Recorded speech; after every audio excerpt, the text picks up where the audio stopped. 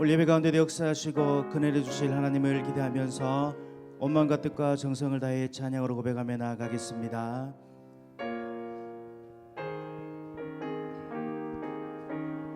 죄짐을 지고서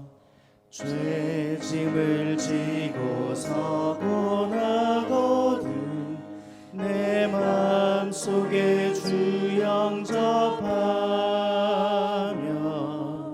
새 사람 되기를 원하거든 내 구주를 영접하라. 의심을 다 버리고 구주를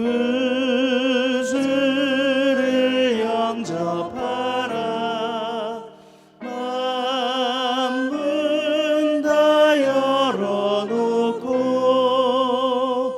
내 구주를 영접하라. 정결케 되기를 원하거든 내 마음속에 주 영접하며 생명수 마시길 원하거든 내 구주를 영접하라. 즐거운 찬송을 하려거든 내 마음속에 주 영접하며 평안한 복지에 가려거든 내 구주를 영접하라. 의심을 다 버리고 구주를 영접하라. 문 다 열어놓고 내 구주를 영접하라.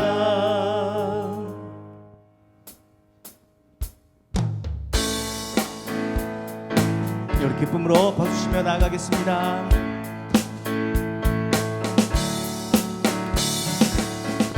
예수 열방의 소망, 예수 우리의 위로자, 주는 온 땅의 영원한 소망.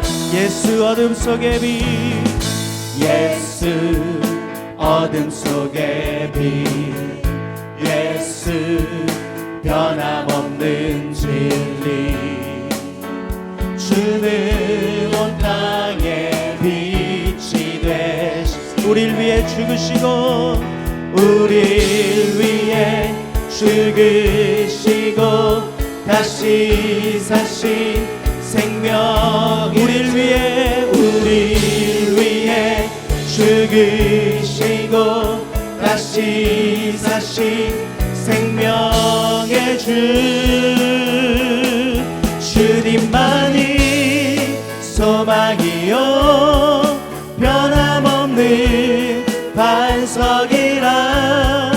주님만이 온 세상을 비추시네. 또 죽음에서 부활하신 우리 구주 평강의 왕. 주를 믿는 모든 자의 소망 되신 주를 믿네. 주님만이 소망이요 변함없는 반석이라. 주님만이 온 세상을 비추시네. 또 죽음에서 부활하신 우리 구주 평강의 왕. 주를 믿는 모든 자의 소망 되신 주를 믿네. 주 하나님 독생자, 주 하나님 독생자 예수 날 위하여 오시었네. 내 모든 죄 다 사시고 죽음에서 부활하신 나의 구세주. 아멘. 살아계신 주, 살아계신 주, 나의 참된 소망, 걱정 근심 전혀 없네. 사랑의 주네 갈 길 인도하니 내 모든 삶의 기쁨 늘 충만하네. 주 하나님, 살아계신 주, 살아계신 주, 나의 참된 소망, 걱정 근심 전혀 없네. 사랑의 주네 갈 길 인도하니 내 모든 삶의 기쁨 늘 충만. 살아계신 주, 살아계신 주, 나의 참된 소망, 걱정 근심 전혀 없네. 사랑의 주네 갈 길 인도하니 내 모든 삶의 기쁨 늘 충만하네. 아멘. 우리 하나님 영광의 박수 드리겠습니다. 내게 허락하신 시련을 통해 나의 믿음 더욱 강하게 자라나고 험한 산과 골짜기 지나는 동안 주께 더 가까이 나를 이끄시네. 내가 겪는 시험이 어렵고 힘겨워도 내 주님보다 크지 않네. 내 앞에 바다가 갈라지지 않으면 주가 나로 바다 위 걷게 하리. 나는 믿네. 주의 능력으로 내 삶 새롭게 되리. 나는 믿네. 주의 능력으로 담대히 나가리라. 주와 함께 싸워 승리하리라. 날마다 믿음으로 나 살아가. 우리 두 손 들고 내게 허락하신 시련을 통해 나의 믿음 더욱 강하게 자라나고 험한 산과 골짜기 지나는 동안 주께 더 가까이 나를 이끄시네. 내가 겪는 시험이 어렵고 힘겨워도 내 주님보다 크지 않네. 내 앞에 바다가 갈라지지 않으면 주가 나로 바다 위 걷게 하리. 나는 믿네. 주의 능력으로 내 삶 새롭게 되리. 나는 믿네. 주의 능력으로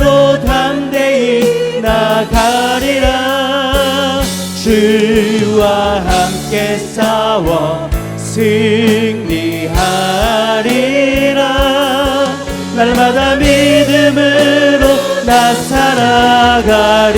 예수 산을 옮기시는, 예수 산을 옮기시는 내 주는 능력의 주, 그는 구원의 주, 영원한 구원의 창조자, 사망을 이기시고 예수 부활의, 예수 산을 옮기시는, 산을 옮기시는 내 주는 능력의 주, 그는 구원의 주, 영원한 구원의 창조자, 사망을 이기시고 예수 부활했네.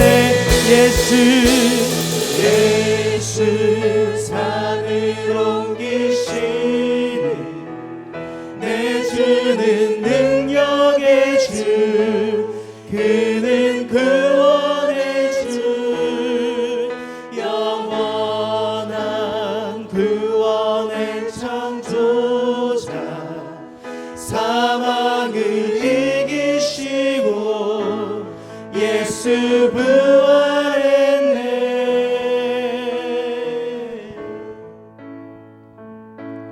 시작됐네. 우리 주님의 능력이 나의 삶을 다스리고 새롭게 하네. 자유하네. 죄와 사망으로부터 나의 삶은 변하구나. 주님만 안에. 다시 고백하겠습니다. 시작됐네. 시작됐네. 우리 주님의 능력이 나의 삶을 다스리고 새롭게 하네. 자유하네. 죄와 사망으로부터 나의 삶은 변하구나. 주만 안에 은혜로다. 주의 은혜 한량없는 주의 은혜로다. 주의 은혜 변함없는 신실하신 주의 은혜. 자, 우리 두 손 앞으로 내미시고 시작됐네. 우리 주님의 능력이 나의 삶을 다스리고 새롭게 하네. 자유하네. 죄와 사망으로부터 나의 삶은 변하구나. 충만하네. 은혜로다. 주의 은혜 한량없는 주의 은혜로다.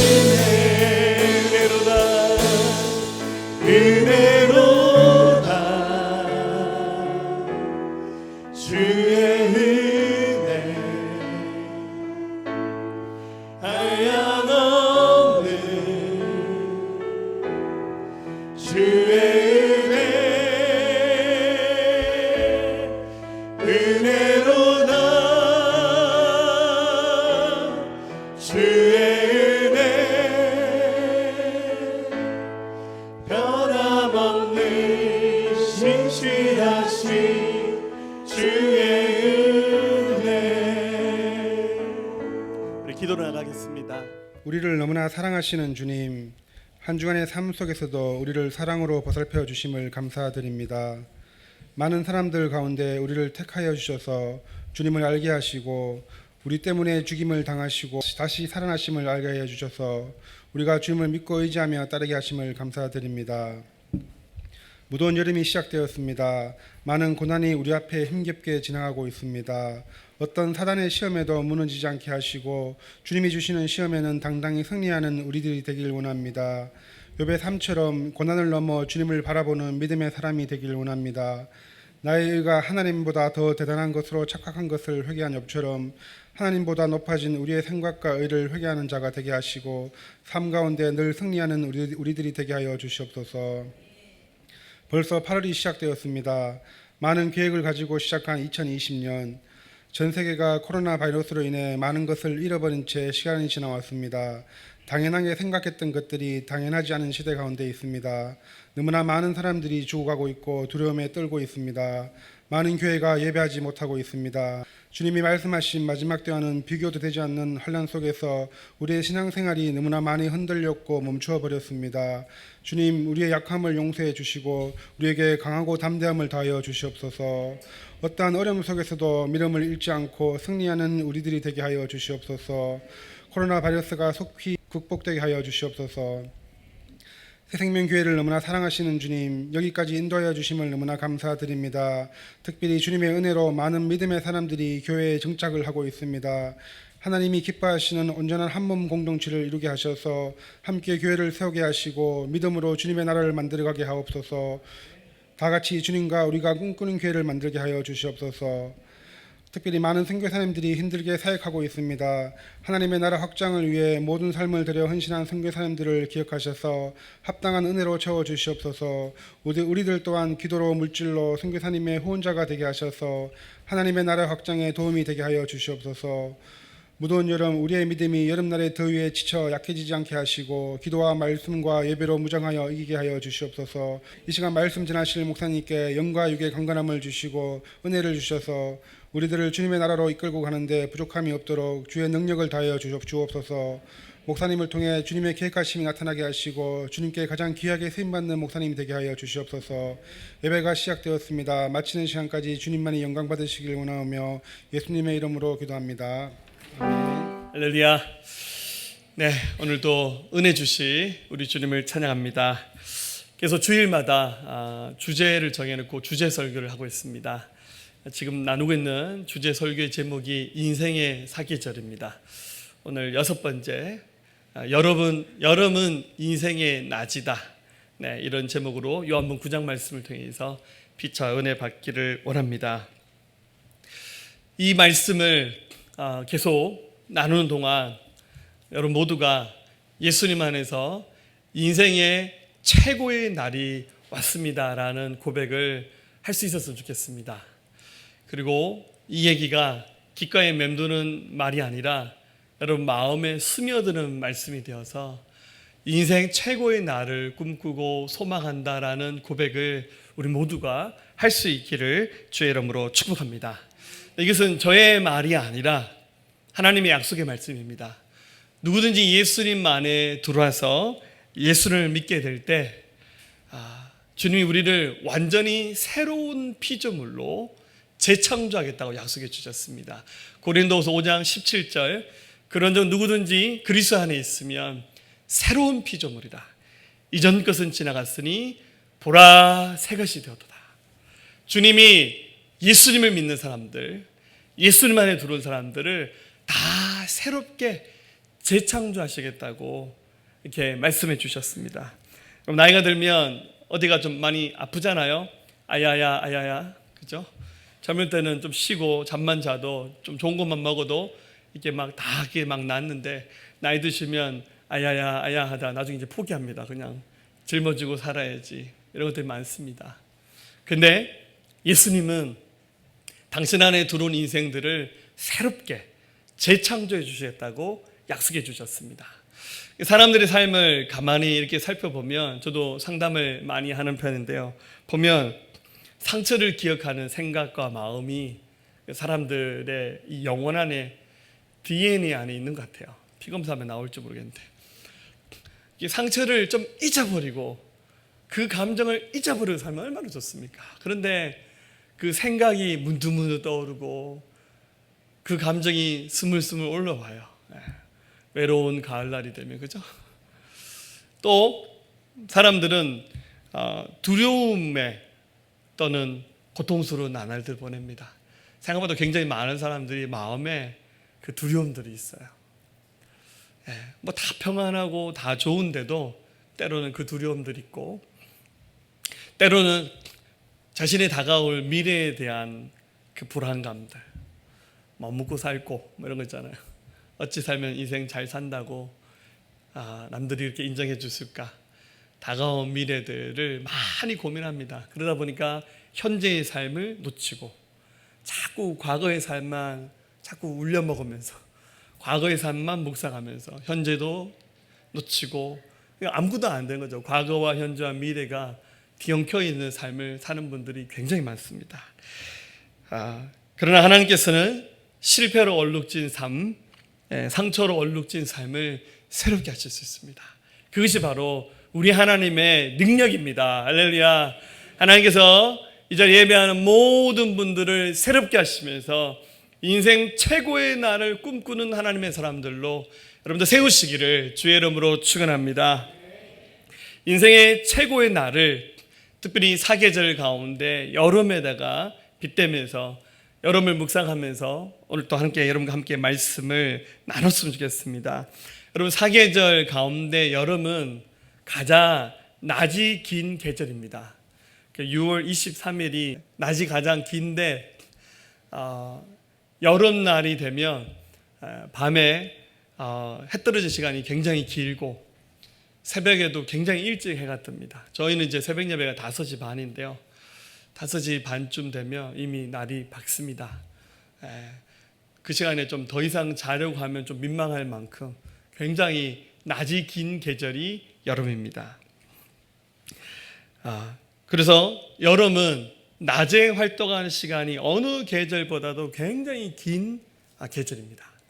예전에 한번 중국에 우리 이사야 성사님이 지금 러시아에 계시지만 단동에서 사역하실 때 한번 한겨울에 한번 가본 적이 있었거든요. 그 성사님이 목사님 낮이 짧으니까 빨리빨리 해야 된다고. 그래서 우리나라는 겨울에 한 5시까지는 괜찮잖아요. 근데 거기는요 3시 반만 되니까 날이 어두워지기 시작하더라고요. 그래서 우리보다 굉장히 해가 좀 빨리 떨어지더라고요. 그래서 한 3시 반, 4시 되면 아무것도 못해요. 그래서 낮이 짧구나. 낮이 짧으면 자기도 모르게 하루 일과를 빨리 맞춰야 되고 좀 움츠러들고 일 2가지, 3가지 할 것을 줄여서 1가지밖에 못해요. 근데 낮이 길면 여러분들 해 떨어져도 집에를 안 가요. 운동도 하고 취미생활도 하고 뭐 투잡도 뛰기도 하고 뭐 저녁 약속 잡아서 누군가를 만나기도 하고. 여름은 낮이 긴 계절입니다. 마찬가지로 우리 인생의 절정의 순간은 여름 같은 계절입니다. 여름은 일하는 계절이고 활동하는 계절입니다. 결국 가만히 살펴보면 남들보다 괜찮은 인생을 사는 분들은 대부분 낮 시간에 열심을 내고 집중하는 분들입니다. 아침에 해가 떴는데 10시, 11시까지 누워 계신 분들, 그러면 하루가 휙 가버려요. 그런데 굉장히 남들보다 좀 괜찮게 사시는 분들은 일찍 일어나시는 분들이에요. 5시에 일어나고 6시에 일어나고 막 집사님 이번 주 그러던데 4시 반에 일어나서 4시, 5시 아침 식사를 하신대요. 할렐루야. 저도 새벽 기도 끝나고 집에 가면 배고파요. 그래서 은근히 그 시간에 밥 주길 바래요. 7시에 밥 먹으면 안 되나? 네. 근데 보면 괜찮게 사시는 분들은 다 낮 시간에 굉장히 열중하시는 분들이에요. 예수님께서 사셨던 삶을 봐도 굉장히 낮 시간에 활동을 많이 하셨어요. 왜냐하면 그때는 전기가 없으니까 해 떨어지면 진짜 할 게 별로 없거든요. 예수님은 굉장히 사역을 많이 하셨는데 오늘 본문 요한복음 9장에서도 4절에 때가 아직 낮음에 나를 보내신 이의 일을 우리가 하여야 하리니 밤이 오리니 그때는 아무도 일할 수 없느니라. 근데 예수님이 말씀한 이 낮과 밤은 우리가 알고 있는 이 24시간의 개념에 낮과 밤만을 의미한 말씀이 아니에요. 지금이 예수님 당신의 공생애의 절정기 낮 시간이다. 밤이 오면 아무것도 할 수 없는 시간이 온다. 여러분, 진짜 우리가 그러지 않았으면 좋겠지만 인생의 황혼기에 병들어서 누웠다 생각해 보세요. 어쩌면 우리가 다 요양병원에 가야 될지도 몰라요. 여러분들 요양병원 같은데 입원해 계시다 생각해 보세요. 저는 이제 목회하면서 신방을 많이 가잖아요. 진짜 자기 힘으로 식사도 못 하시고 화장실도 못 가고 하루 종일 누워 계신 분들, 몸이 막 굳어가니까 이렇게 옆에 보호하신 분들이 몸도 자세도 바꿔줘야 돼요. 나중 되면요, 너무 심한 사람들은 정말 사람 등이요 납작하게 바뀌어요. 이 등이 평평해요. 계속 누워 있으니까. 할 수 있는 거라고는 옆에 침대에 있는 다른 분들 TV 보는 그게 다예요. 이제 치아도 안 좋으니까 먹는 것도 제대로 못 하고. 근데 24시간은 똑같아요. 뭐 낮인들 밤인들 그게 의미 있습니까? 뭐 식사 시간이 아침, 점심, 저녁 그것도 아무 의미 없어요. 그리고 가족 중에 뭐 손자 중에 누가 찾아와도 뭐 잠깐이지 뭐 하루 종일 옆에 있는 거 아니잖아요. 지금 제가 말하는 낮과 밤은 단순히 이 시간의 의미를 말하는 것이 아니라, 여러분들 지금 우리 교회 예배당에 예배 오신 분들은 다 인생의 낮 시간을 보내고 계신 분들입니다. 할렐루야. 나이 그거 하나도 중요하지 않아요. 뭔가 하나 조금 불편한 거 괜찮아요. 과거의 실패, 상처 많은 거 괜찮아요. 앞으로 또 나갈 수 있는 힘이 있으니까 지금이 여러분 인생의 낮 시간임을 함께 고백할 수 있기를 축복합니다. 지난날에 여러분들 실패에 허덕이지 마십시오. 한참 후에 다가올 미래 너무 걱정하지 마시고 현재 자신이 해야 될 일들이 뭔가를 살피시고 집중하는 은혜가 있기를 주의 이름으로 축복합니다.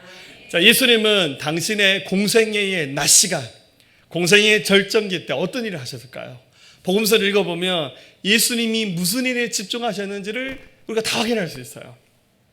오늘 요한복음 9장은 이 예수님께서 낮 시간에 하셨던 사역 가운데 두 가지를 여러분 함께 나눴으면 좋겠습니다.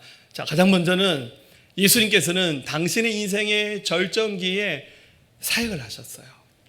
사역이란 말은 하나님이 예수님께 맡기신 당신이 감당하셔야 될 그 사명, 그 일에 예수님 집중하셨어요.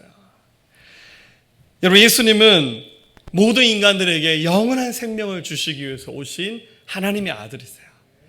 인간은 스스로 죽었다 깨어나도 자기 죄를 없앨 수도 없고, 또 인간은 아무리 애쓰고 수고해도 자기 문제를 해결할 수도 없고, 간단한 병도 고칠 수 없고, 죄를 없앨 수도 없어요.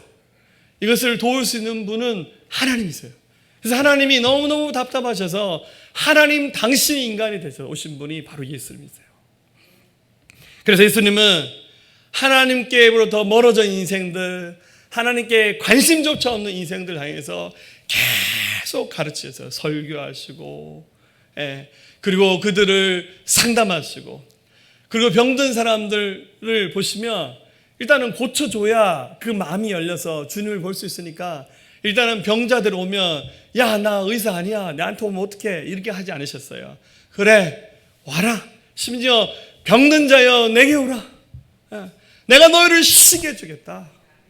내게 와. 가난한 사람들, 가난이 너무 크니까 주님이 안 보여. 가난한 자 다 내게로 오라. 내가 그 저주를 끊어주겠다 하시면서, 적어도 예수님 앞에 나와서 예수님 믿고 예수님 앞에 섰던 사람들은 그 문제들 대부분이 다 해결되었습니다. 예수님은 당신의 인생의 절정기, 예수님은 3년 반이에요, 공생애가.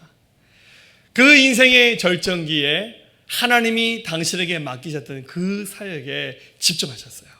자, 이 말씀을 들으면서 이제 또 불편한 분도 있어요. 우리 형제님들, 목사님, 저는 직장 다녀야 되는데 내가 안 벌면 우리 집 식구 누가 먹여 살리겠습니까? 맞아요. 여러분, 우리는 노동의 의무가 있어요. 의무인지 조전인지 모르겠어요. 왜냐하면 아담 하와가 선악과 먹고 난 다음에 그것만 안 먹었으면 일하지 않아도 될 뻔한 세상에 살 수 있었는데, 그 선악과 먹으면서 하나님이 아담에게 너는 종신토록 이마에 땀을 흘려야 땅이 너에게 먹을 것을 준다고. 열심히 밖에 나가서 무슨 일을 해야만이 소득을 얻을 수 있기 때문에 그 수고로운 그 노동의 짐, 한 가정이면 대개 다 이 짐을 져야 됩니다. 근데 중요한 것은 우리가 사실 하나님께서 우리 먹고 사는 거는 다 책임져 주세요. 너희는 먼저 그의 나라와 그의 일을 구하라. 그리하면 이 모든 것을 너에게 더하시리라. 근데 우리의 그 생각이나 마음이 죄송하지만 욕심이 너무 많아요. 내가 먹고 내가 사는 것, 좀 내 자식들을 키우는 동안 먹이는 것, 여기까지만 생각해도 좋아요. 그런데 우리 마음의 생각이 너무 많다 보니까 얼만큼 벌어야 만족할지 모르겠어요. 건강을 위해서 뭐 소일거리라도 평생 하시는 건 좋아요. 나이 80, 90이 돼도. 그런데 평생 일만 하는 거예요. 그리고 뭐 부자라도 나눌 줄 모르면 죽을 때까지 만족을 못하는 게 그게 인생입니다. 도대체 얼만큼 벌어야 됩니까? 얘기해 보세요. 제가 백지수표 드릴게요. 할렐루야. 책임지지 않는 백지수표입니다. 한 번쯤 자기 인생에서 여러분이 하시고 있는 일 가운데 노동도 해야 되고 가정도 책임져야 되지만 그 비율을 얼마나 하냐는 여러분의 사명과 그릇과 달란트대로 믿음대로 하시면 돼요. 그런데 하나도 안 하면서 사는 인생은 안 되는 거예요. 내가 본질적인 일에 얼마나 초점을 맞추고 있나. 하나님께서 우리에게 주신 가장 본질적인 사역은 하나님의 부르심을 완성하는 일이잖아. 내가 매일매일 살아가는 인생 가운데 하나님의 부르심을 완성하는 일에는 내가 얼만큼 나의 삶을 드리고 있나, 내 마음을 드리고 있고 내 젊음을 드리고 있고 때론 내 물질을 드리고 있나 살펴보시기 바랍니다. 이 이야기에서 본문에서는 예수님께서 어느 한 사역을 하셨는데 날 때부터 앞을 보지 못한 한 맹인, 한 시각장애인을 예수께서 만나셨습니다. 요한복음 9장 1절, 예수께서 길을 가실 때 날 때부터 맹인데 사람을 보신지라. 그러니까 선천적으로 앞을 못 보는 장애를 가지신 분입니다. 근데 이름이 안 나와 있어요. 웬만하면 성경을 기록했던 기록자 요한이 이름을 좀 썼을 건데 이름도 안 썼어요.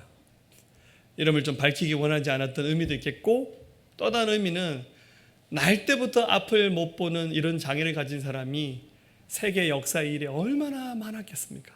부지기수로 많았어요.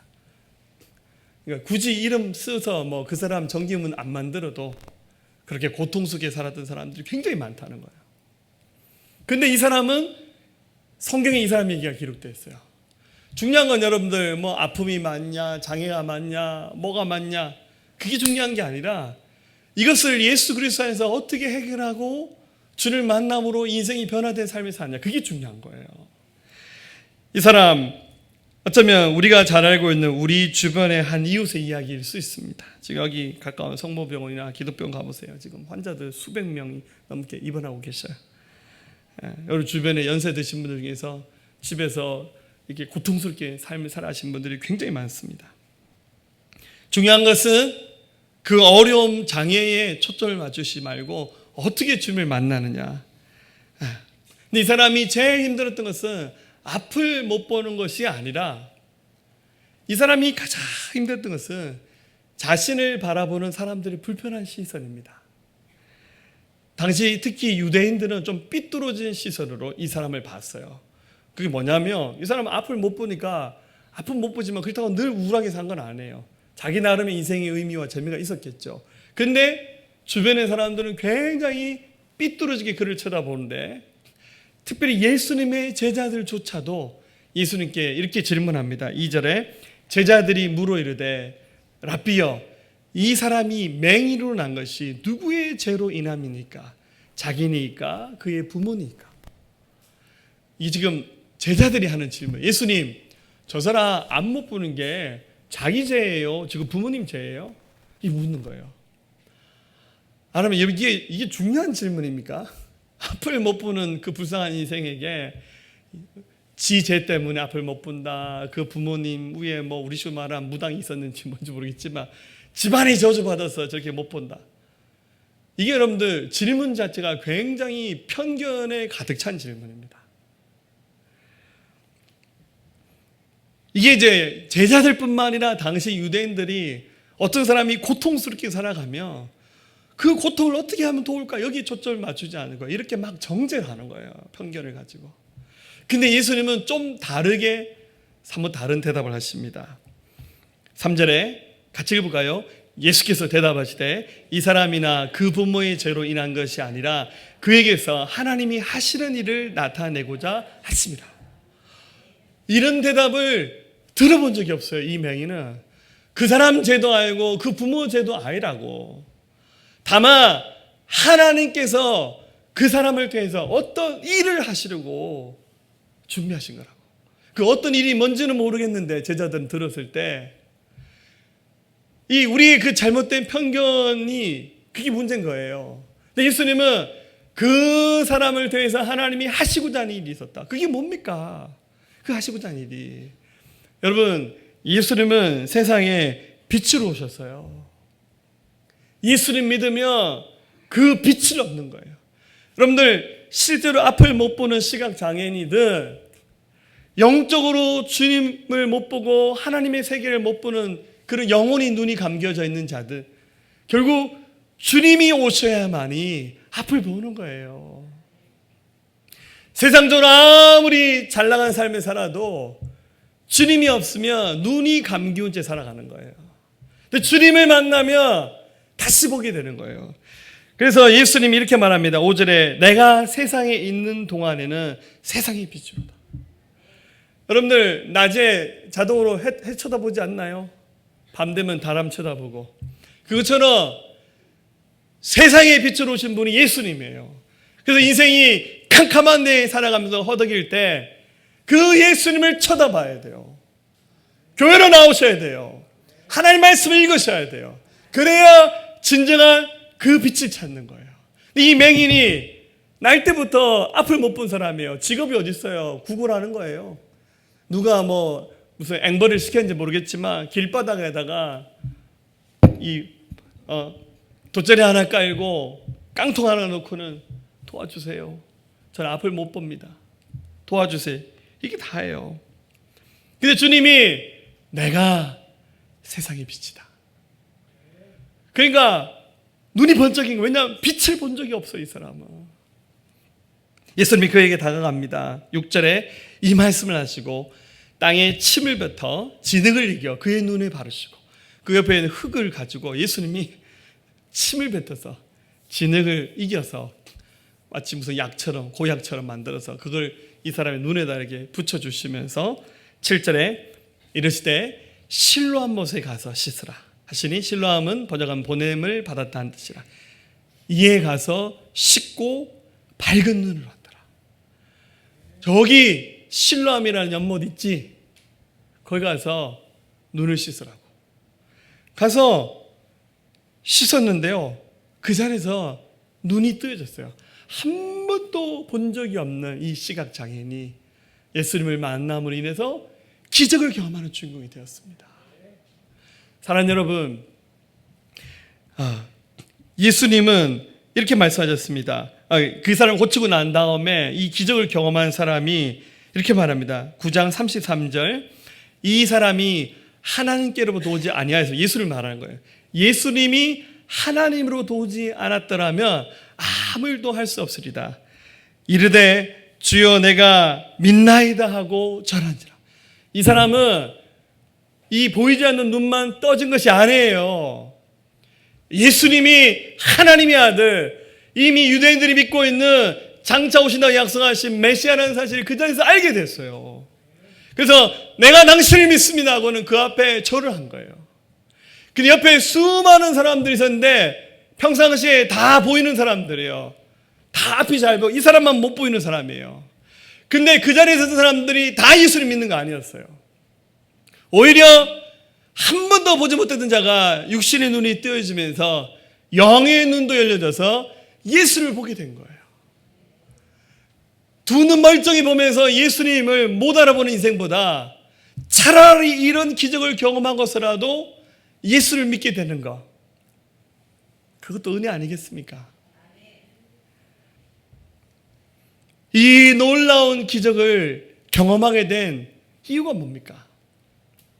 예수님이 그 사람 인자의 앞을 지나가셨고 그 많은 사람들 가운데 예수님이 그 사람을 주목하셔서 만나주시고 그에게 복음 전하시고 기도해 주셨잖아요. 사역하셨잖아요. 주님이 그 사람 만나주지 않으셨으면 이 사람 그 이후에도 육신의 눈도 캄캄하고 영의 눈도 캄캄한 채로 살다가 그냥 지옥에 떨어지는, 역사인에 살았던 수많은 이름 없었던 수많은 아픔을 가지고 살다가 그냥 그렇게 세상 떠나신 한 사람 이야기로 끝이 나는 거야. 그런데 주님이 하필이면 그 자리, 그 시간에 그를 찾아가셔서 만나주신 거예요. 사랑하는 여러분, 우리의 삶이 누구에게나 24시간이에요. 누구나 이 똑같은 여름날을 살아요. 어떤 분은 5시에 일어나시고 4시에 일어나고, 어떤 분은 낮 12시도 일어나고, 뭐 일찍 일어나 적게 일어나 뭐 그게 다 절대적인 기준은 아닙니다만 자신의 인생의 초점을 어디다 맞추면서 내가 하나님께서 나에게 맡기신 일에 내가 얼만큼의 관심과 중심을 두며 살아가는가를 생각해 보세요. 우리 사역하는 자로 살아야 됩니다. 사역에 집중하지 못한 이유가 뭐가 있을까요?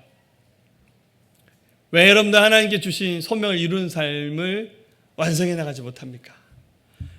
여러분이 그 이유를 찾으셔야 돼요. 뭐 다 여러 가지 이유가 있겠지만 게으름, 네, 설마 배는 아니겠죠? 풍선 넣었나? 네, 그 다음에 불순종하는 마음들, 하나님 말씀하셨는데 무시하는 거 아닐 거라고, 우리 옆에 집사님도 얘기한 거라 나한테 얘기한 거 아니라고, 주님 저 사람 보내주세요 이러는 거예요. 자기 이익과 욕심들이 크면 주님 주신 사역에 관심이 가지 않아요. 세상의 즐거움과 쾌락을 향한 동경하는 마음, 영 좋아하진 않는데 자꾸 동경해. 누가 부르면 가야지 뭐 이런 거예요. 네, 혹시 밤에 쌍용사거리에서 방황하신 분도 없죠? 네, 자기의 주신 하나님의 사역들을 찾으셔야 돼요. 여러분들, 자기가 해야 될 사역은 곧 자기를 향한 하나님의 부르심인데 그것을 확인하는 방법이 그렇게 어려운 것은 아닙니다.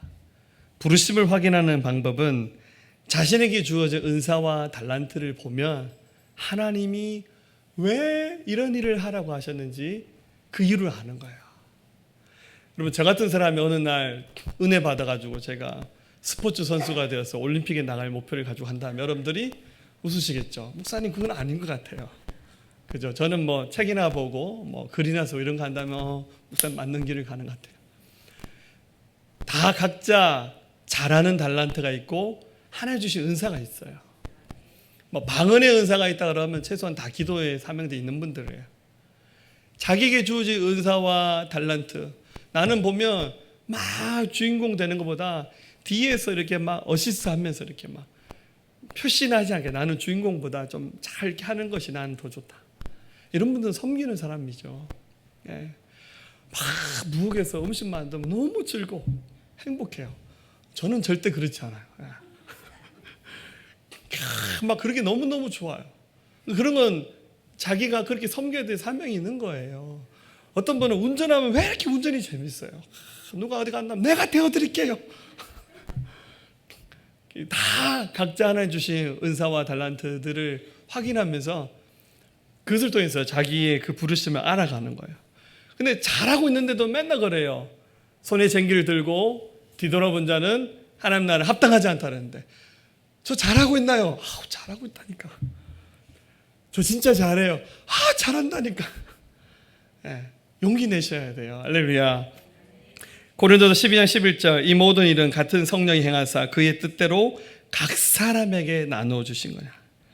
그래서 이 부르심은 한 성령이 각 사람에게 나눠주시는데 그게 바로 교회입니다. 교회 안에서 교회 공동체를 통해서 자기 부르심을 발견하는 거예요. 그래서 교회가 보니까 저 사람은 저런 달란트가 있고 저런 사명이 있는 분이구나 하고 더 키워주면서 그 길을 가게 하는 겁니다. 예. 또 고린도서 12장 12절에 몸은 하나인데 많은 지체가 있고 몸의 지체가 많으나 한 몸인 것 같이 그리스도 그러하냐. 교회가 그러하다는 거예요. 우리가 유대인이나 헬라인이나 종이나 자유인이나 한 성령으로 침례를 받아 한 몸이 되었고 또한 성령을 마시게 되라. 믿음도 하나고 침례도 하나인 거예요. 우리 교회 침례식 한다고 광고 있잖아요. 다 하나가 되는 겁니다. 그럴 때 이것을 통해서 하나님의 부르심을 찾아가는 겁니다. 자, 두 번째입니다.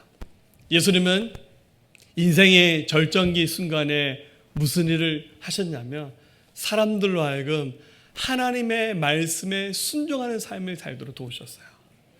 여러분, 인생의 절정기 여름날 하나님 말씀에 순종한 일을 한번 만들어 보세요. 인생의 최고의 날은 우리가 주님께 순종한 순간이 시작됩니다. 잘 보세요. 어마어마한 일을 하는 순간이 시작되는 게 아니에요.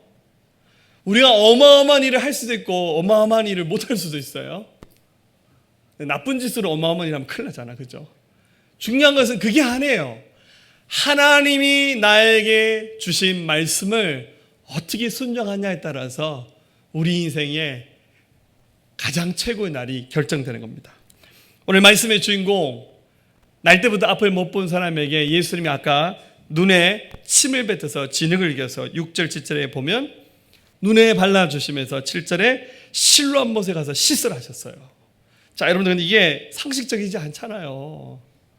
앞을 못 보는데 차라리 그냥 기도를 해주시든지, 진흙을 이겼는데 그것도 예수님이 너무 급하셨는지 물이 없었나 봐요. 이게 침을 뱉어가지고 이겼는데 이게 이겨질 정도면 침을 많이 뱉으셨을 것 같아요. 이걸 눈에 붙여주는 거예요. 별로 유쾌한 상황이 아닙니다. 그렇죠? 좀 냄새가 날 수도 있습니다. 그래서 이제 우리 경상도식으로 말하면 내가 못 보는 사람이라고 해서 무슨 개무시하는 거예요. 이렇게 말할 수도 있잖아요. 네. 그리고 어쨌거나 이 사람은 그 눈에 진흙을 붙이고는, 생각해 보세요. 이게 무슨 얼굴에 황토패가 한 것도 아니고 여기다가 진흙을 이만큼 묻히고는 앞을 못 보는 사람이 이렇게 지팡이를 짚고 실로암 못까지 걸어가는 거예요. 더듬더듬 뛸 수는 없어요. 사람들 얘기 들었어요. 예수님이 눈에 저기 진흙 발라주고는 실로암 가서 무슨 씻으라고. 그 실로암 연못에서 세수해본 사람 얼마나 많아요. 근데 기적을 경험한 사람 아무도 없어요. 근데 저 앞 못 보는 시각장애인이 더듬으면서 눈에 이 진흙 발라서 걸어가는 모습을 보니까 사람들이 앞을 못 보는데 사람들이 기도 어둡다 생각했어요. 그래서 저 미친놈 봐라. 저 미쳤어. 요즘식으로 말하면 교회 다니더니 네가 더럽게 미쳤구나. 이런 말 들어보신 적 있죠? 이런 분들은 아주 축복된 분들입니다. 할렐루야. 근데 가서 연못에서 눈을 씻는 순간 눈이 열렸습니다. 자, 역으로 말하면 예수님이 눈에 이 진흙을 발라주신 순간에 이게 뭐예요? 장난치시는 거예요? 내가 아프다고 나 무시하는 거예요? 하고 예수님의 말씀을 순종하지 않았더라면 아무 일도 일어나지 않았을 겁니다.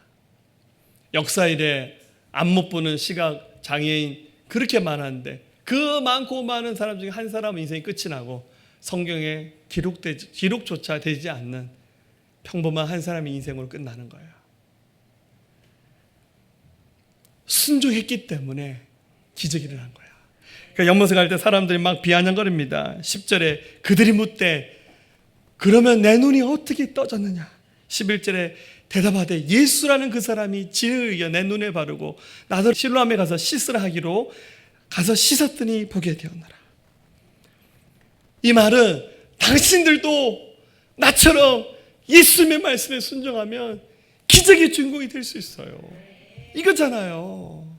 여러분, 기적은 내가 엄청난 일을 하는 순간에 이루어진 게 아니에요. 우리가 어차피 연약한 인생이 뭔 대단한 일을 하겠습니까? 여러분들 지구를 구하겠습니까? 무슨 코로나 바이러스 백신을 만들겠어요? 우리 뭐 하겠습니까, 우리가?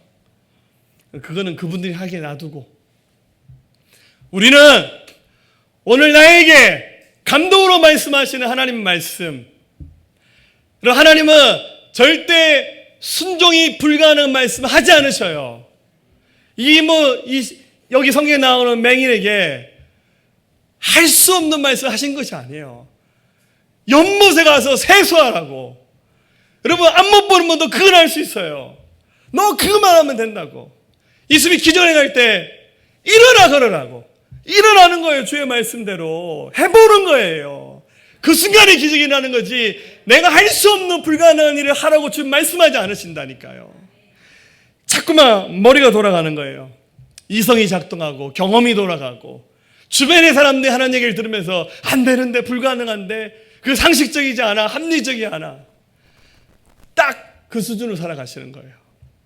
그러나 다 내려놓고 내 생각은 그렇지만, 내 경험은 그렇지만 주님이 말씀하셨으니까 내가 순종하겠나이다. 인생의 낮 시간입니다. 여러분, 이미 하나님이 지금 이 자리에서 여러분 인생의 최고의 날을 계획하고 계셔요. 목숨 걸고 하나님 말씀에 순종한 일들을 시작해 보시기 바랍니다. 열왕기 5장에 나온 한 사람 얘기만 더 소개할게요. 열왕기 5장에 특별한 치유를 경험한 사람이 나옵니다. 이 사람은 하나님을 안 믿는 사람입니다. 그런데 이 사람은 그 아람 나라의 군대 장관이었습니다. 그 나라 왕이 가장 신뢰하는 사람이었습니다. 근데 이 사람이 어느 날 나병, 우리가 잘 아는 말로 하면 문둥병이 걸렸어요. 몸이 막 썩어가는 거예요. 권력이 있습니다. 돈도 있습니다.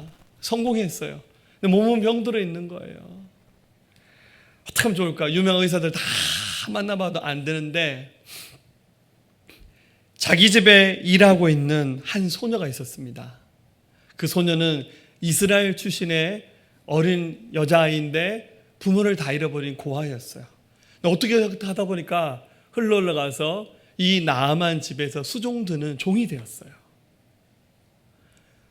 그런데 이 소녀가 그 나아만에게 이렇게 말합니다. 열왕기하 5장 2절에 전에 아람 사람이 떼를 져 나가서 이스라엘에서 어린 소녀 하나를 사로잡음에 그가 나아만의 아내에게 수종들더니 그 여조인에게 이르되 우리 주인이 사마리아에 계신 선자 앞에 계셨으면 좋겠나이다. 그가 나병을 고치리라 하는지라. 사마리아에 있는 선지자는 그때 당시 유명했던 엘리사를 말하는 거예요. 그 나아만의 그 부인에게 하는 말이 우리 주인님 너무너무 힘드실 텐데 저기 사마리아에 있는 하나님의 종 앞에 서시면 얼마나 좋을까, 이렇게 얘기를 하는 거예요. 자, 여러분들, 누가 신세가 불쌍합니까? 이 소녀는 고아예요. 아무것도 없어요. 통장 잔고도 없고 월급도 없어요. 그냥 인생이 그냥 거기서 종살이하다 평생 사는 게 끝이에요. 그런데 굉장히 충성스럽게 자기 종 나아만을 섬기면서 나아만이 이스라엘의 엘리사에게 기도받으면 나을 것이라는 얘기를 그 주인에게 해줘서 결국 이 이야기를 듣고 나아만이 그래? 한번 가볼까? 근데 여러분들, 이 아람과 이스라엘은 원수의 나라예요. 그리고 또 이 나아만은 군대 장관이잖아요. 우리로 치면 국방부 장관이에요. 이스라엘에 가는 것도 격이 안 맞고 조심스럽고 서로가 서로에게 불편해진 상황이에요. 일단 왕에게 허락을 받으니까 자기 군주에게, 아람 왕에게 묻습니다. 저 혹시 가도 되냐고. 근데 이상하게 왕이 가라 그럽니다. 5절에 아람 왕이 이르되 갈지어다. 이제 내가 이스라엘 왕에게 글을 보내려 하더라. 나아만이 곧 떠날 새 은 10달란트와 금 6,000개와 의복 10벌을 가지고 와서. 왕이 평상시에 이스라엘하고 전쟁한 나라인데 내가 이스라엘 왕한테 친서를 보내서 너 좀 잘 봐달라 부탁할게. 갈 때 그냥 가지 말고 금 6,000개라도 가져가라.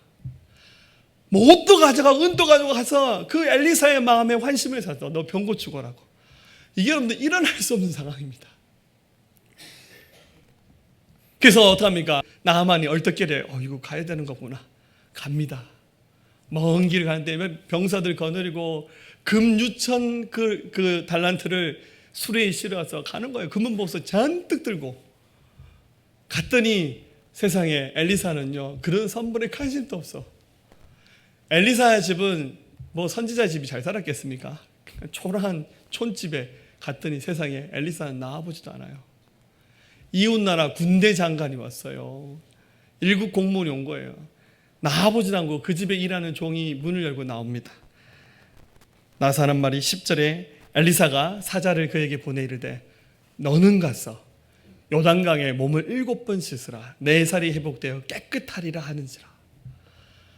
자, 나아만 굉장히 기분 나빴어요. 금을 6,000달란트를 들고 왔어요. 다 넣어주려고. 거기 관심은 전혀 없고 그것도 요단강 또 한 번 더 가야 돼요. 요단강 가에 가서 7번 목욕을 하는 거예요. 애도 아니고 목욕을 7번 하는 사람이 어디 있습니까? 그래서 나아만의 화가 이빠에 났어요. 이럴 수가 있나. 그런데 그 옆에 있었던 신실한 종들이 이렇게 말합니다. 13절에 그의 종들이 나와서 말하되 이 종들이 나아만을 아버지라 봅니다. 이르되 내 아버지요 선지자가 당신에게 큰 일을 행하라 마였더라면 행하지 아니하였어요. 무슨 말입니까? 불가능한 일을 하라면 못하잖아요. 근데 당신에게 이르되 씻으라, 요단강 가서 목욕 7번 하라, 그거 왜 못합니까? 어려운 거 아니잖아요. 하나님 말씀하시는 거 여러분들 불가능한 거 말씀하지 않으신다니까요. 근데 왜 자꾸 우리가 우리 생각 계산들을 앞세우는 겁니까? 그래서 못하는 거예요.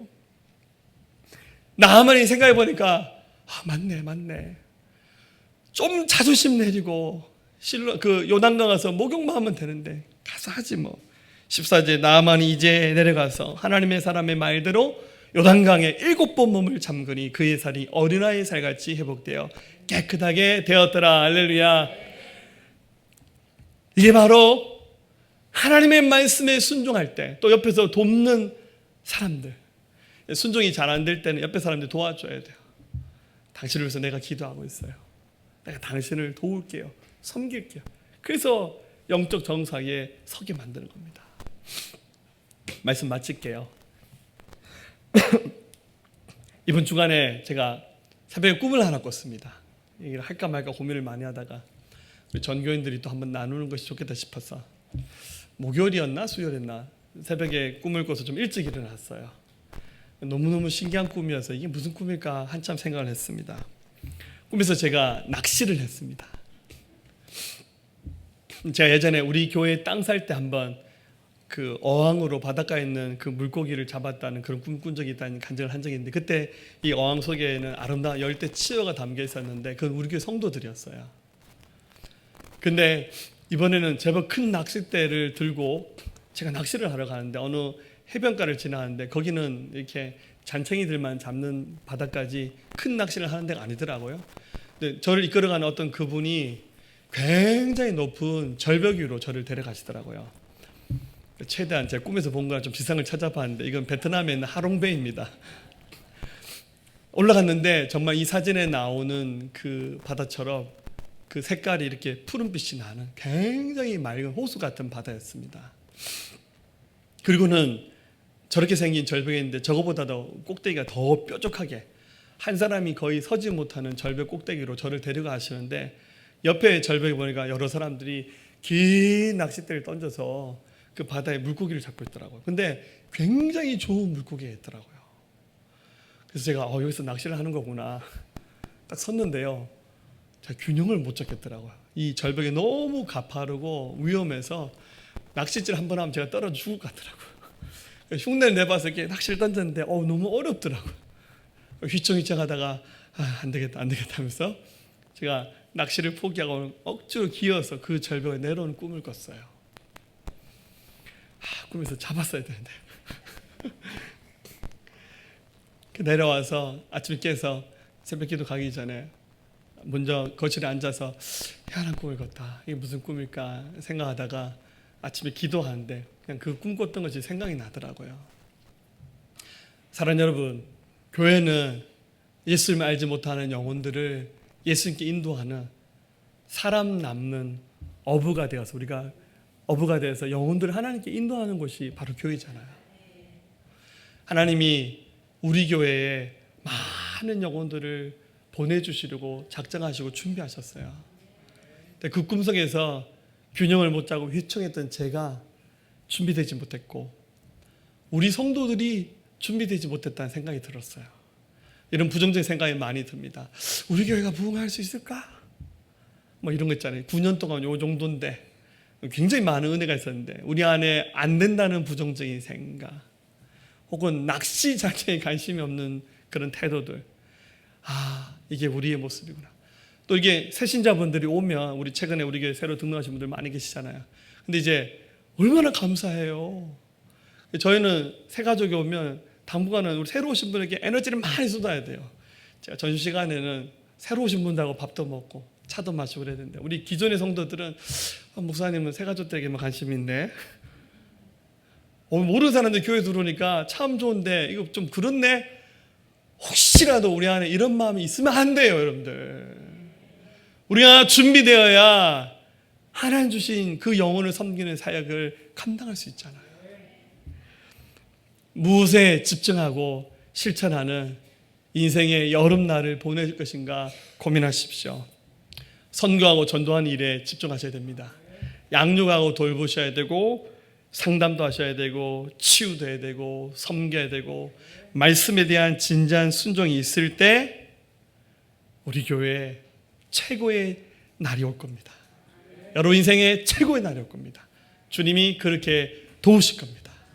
이 말씀대로 인생의 최고의 날을 만들어 가시는 저 여러분 되시기를 주의 이름으로 축원합니다. 우리가 찬송하시겠습니다. 나 주님의 길을 가리라. 나 주님의 길을 가리라.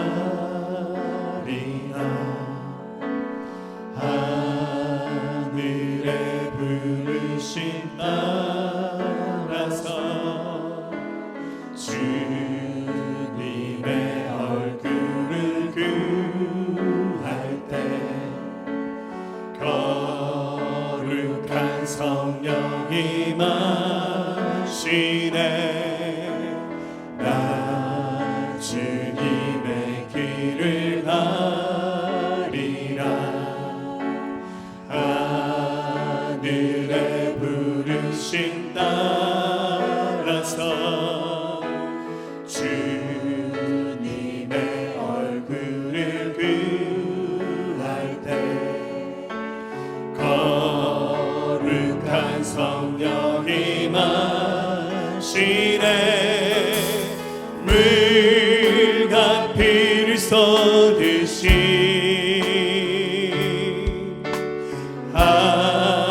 하나님의 어린 양 주님 사랑합니다. 오 주여 나를 보내소서.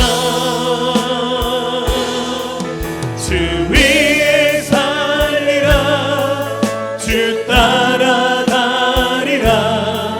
내 생명 다하여 주 복을 전하리. 곧 승리하리라. 그날은 오리라. 나는 결코 돌아서지 않으리.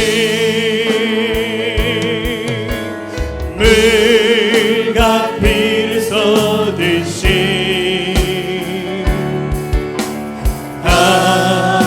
하나님의 어린 양 주님 사랑합니다.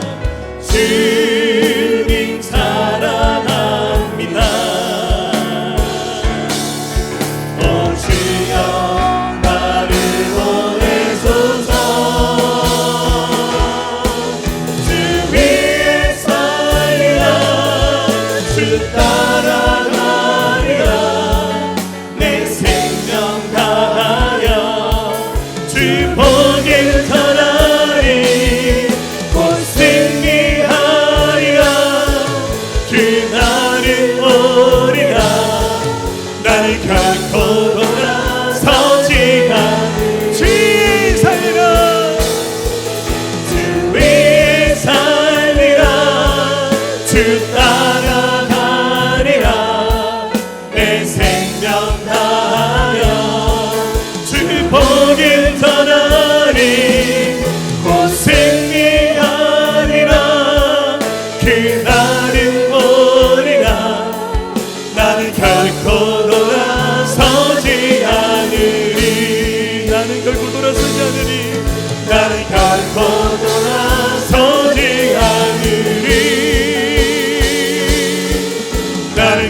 뚫고 돌아서지 않으리. 우리 한번 가슴에 손 얹겠습니다. 혹시 여러분들 연약한 질병이 있으면 믿음으로 그 아픈 곳에 환처에 손 얹어 보시기 바랍니다. 하나님 감사합니다. 지나간 날의 실패와 좌절들, 고난들, 상처에 더 이상 기대는 인생 되지 않기를 원합니다. 미래도 과거도 다 주님께 맡깁니다. 오늘 이 자리가 하나님이 가장 복되게 하시는 영광의 자리가 되기를 원합니다. 이 자리에 하늘 문을 열어 주시옵소서. 하나님의 거룩한 성령을 부어 주시옵소서. 우리의 삶을 새롭게 하여 주시옵소서. 우리 삶을 둘러싸고 있는 모든 저주가 오늘 예수님 만나 이 맹인처럼 다 해결되게 하여 주시옵소서. 예수 그리스도 명령한다. 모든 질병들은 고쳐질지어다. 질병들은 고쳐질지어다. 새롭게 창조될지어다. 우리 마음에 있는 상한 마음들, 상처로 얼룩진 심령들 예수 그리스도 명령한다. 상한 마음은 고쳐질지어다. 예수 그리스도 명령한다. 두려운 생각들은 떠나갈지어다. 우울한 생각들 떠나갈지어다. 죽고 싶은 자살衝動의 마음들 떠나갈지어다. 무기력증 예수 그리스도 명령한다. 치유될지어다. 악한 영의 권세 예수 그리스도 명령한다. 떠나갈지어다. 하나님 모든 가난의 질병들 예수 그리스도 명령한다. 물질의 막힘들 다 해결되고 열려질지어다. 하나님께서 기름 부으시고 역사하셔서 우리 인생 최고의 날이 다시 한번 오게 하여 주시옵소서. 그렇게 역사하실 주님을 찬양합니다. 감사합니다. 예수님의 귀하신 이름으로 함께 기도하였습니다. 할렐루야.